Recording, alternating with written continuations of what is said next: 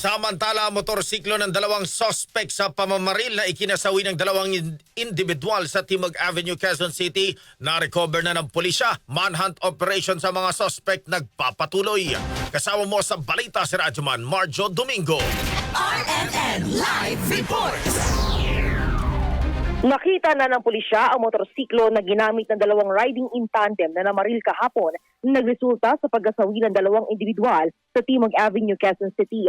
Ayon kay QCPD Station 10 Commander, Police Lieutenant Colonel Zachary Capellan, inabandona ng mga suspect ang motorsiklo sa kahabaan ng Scout Rallios malapit sa Scout Ibardalosa Street.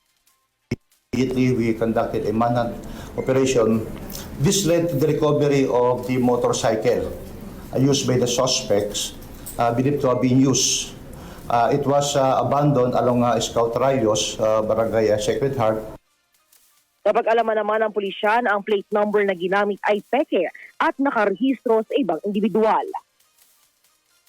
Namin, sir, hindi po talaga siya doon naka-register. So, kumbaga siya, iba po yung ginamit. Kinapi po yung identifier number na inattach po doon sa motorsiklo na ginamit po ng mga suspect. Samantala may kaugnayan sa negosyo ang isa sa mga nasawi ang tinitingnang motibo sa nasabing krimen.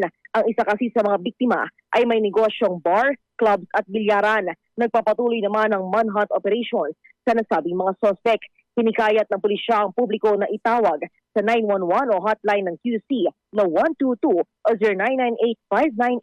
0998-598-7960 sakaling may impormasyon sa nasabing mga suspect. Kasama mo sa DZXL Orleman, Manila, Radyoman Marjo Domingo, Tatak Orleman.